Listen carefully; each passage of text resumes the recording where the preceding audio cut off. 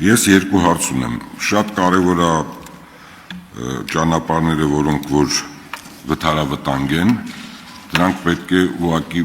այնպիսի վիճակագրություն լինի, որ այս կամ այն տեղում երբ որ կարգավորել եք, ինչքան է նվազել, չկար, որ հասկանանք Հայաստանի Հանրապետությունում, եթե բոլոր վթարավտանգ ճանապարհները մենք վերափոխենք, ինչ կարգի մենք ինչ աստիճանի կնվազի վթարները եւ ինչ աստիճանի մենք զոհերի թիվ կունենանք նվազված։ Սա պետք է մյուս ինստիտուտների հետ նույնպես դուք վերլուծեք,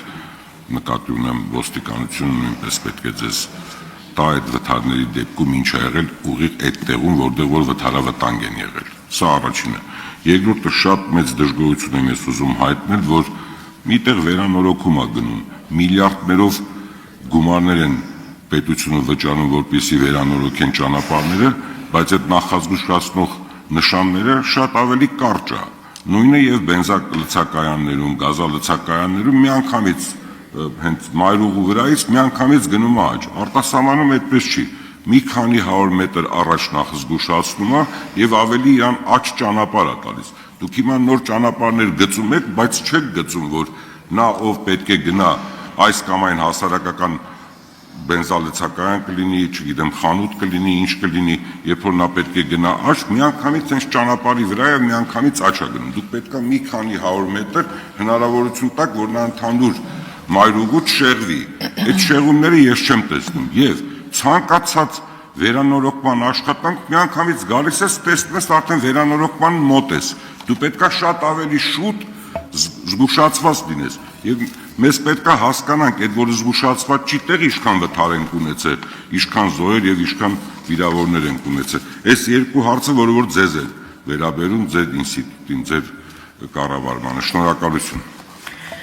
Շնորհակալություն, առաջի հարցի մասով ասեմ, որ վթարավտանգ հատվածների վերացման համակարգը մենք դեռևս շատ մեծ փորձ չունենք, նոր ենք սկսել դա ներդնել, բայց պատկերացնում ենք, որ էական ազդեցություն արդեն իրականացրած հատվածների մոնիտորինգից, ուսումնասիրությունից ստացել ենք փորձագիտական կարծիք, որ շատ դրական միտում է ունենում պատահարների կրճատմանը։ Ուստի վթարավտանգ հատվածները յուրաքանչյուր տարի այդ process-ը գույքագրման ու վերացման պետք է անցնեն, նաև մենք մի փոքր ավելի ժամանակ մեզ պետք է լինի շարունակաբար ստուգել ինչ ազդեցություն ունեցավ, քանի տոկոս ազդեց վթարների վրա, ունենք ընդհանուր միջազգային փորձագիտական կարծիք, որ մինչև 10% կարա ազդի, 15%, բայց մեր դեպքում արդեն իրականացրած վթարավտանգ հատվածների վերացումը շատ ավելի բարձր ցուցանիշ են ցույց տվել։ Այս աշխատանքը շարունակական ենք դարձնելու եւ ասեմ կարեւոր է, որ վերլուծական գործիք ենք ստեղծել, որի մասին պարոն Ջորոխյանը իր ելույթում կանադառնա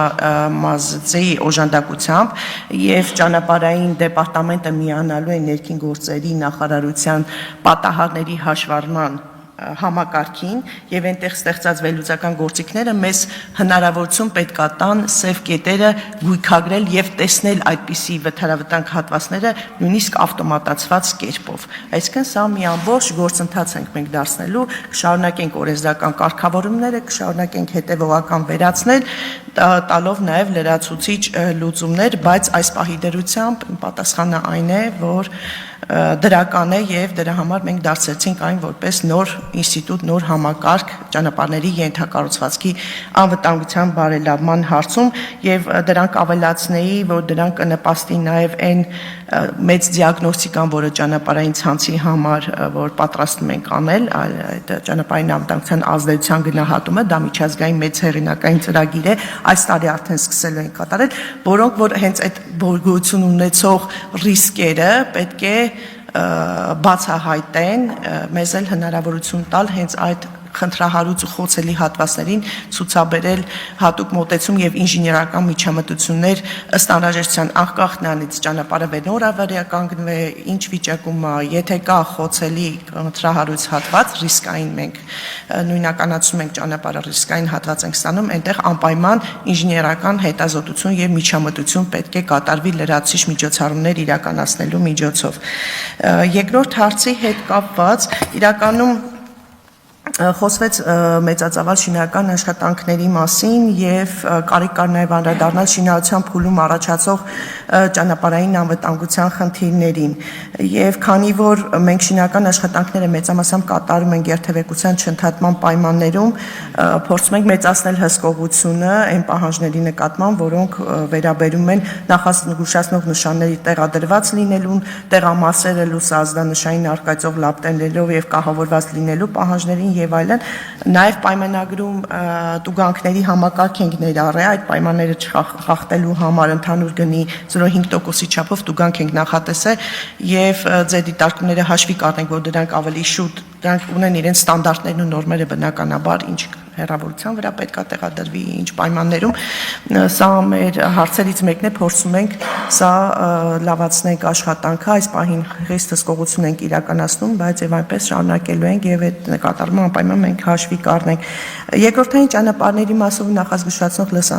նշանների որոնք որ վերաբերում են բենզալցականների գազալցականի սնդի օբյեկտների կանգառներին իրականում դա այն մեծ համակարգային փոփոխություններ, որը ցանկանում ենք անել մեր ճանապարհային ենթակառուցվածքների հարակից հատվածների հետ կապված, որովհետև դրանք վերաբերում են նաև այդպիսի երկրորդային ուղիները կառուցելուն, դրանք այս պահին բավարար չեն, սկսել ենք ուսումնասիրությունները, նաև նախատեսում ենք նոր արդիականացվող ենթակառուցվածքների մասով, օրինակ հյուսիս-հարավով հանգստյան գոտիներ սահմանել ու այդպիսի մոտեցումները արդեն մենք ճանապարհը կառուցելուց վերակառուցելուց կառուցելու ենք, իսկ գոյություն ունեցող ցանցին մենք հիմա ուսումնասիրում ենք, փորձելու ենք լուծումներ առաջարկենք, խնդիրը մենք էլ ենք արձանագրել, բայց այս պահին վերջնական լուծումները դեռ չունենք, բայց խնդիրը կա։ Արկայա այդ հարցը առաջիկայում լուծումներ կստանա եւս։ Շնորհակալություն Տիկին Ղալեշյան, բայց ես առաջարկում եմ, քանի որ հարցերը շատ են, ռեգլամենտ սահմանենք 2 րոպե հարցի համար 3 րոպե պատասխան, եթե դեմ չեք։ Այո, իհարկե։ Եթե արձագանքի կարիք կա, խնդրեմ, պարոն Սիկես։ Նախ շնորհակալություն, բայց մի այսպիսի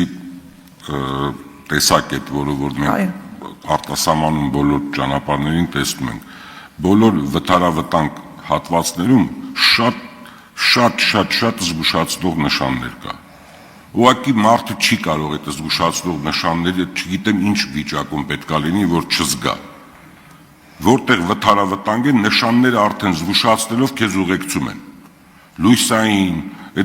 շատ լավ փակված է տամ եւ այդտեղ եթե մարդը ուզենա էլ սխալվի, այդ վթարների արդյունքում շատ չի վնասվի,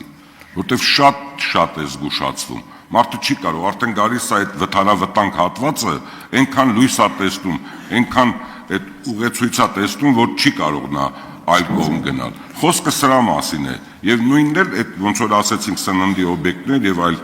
բենզին եւ մնացածը նույնպես մարդուն արդեն շատ շուտ զգուշացնում են, որ եթե քեզ բենզին է պետք, դու պետք է արդեն աճ գնաս։ Շնորհակալություն այսքանը։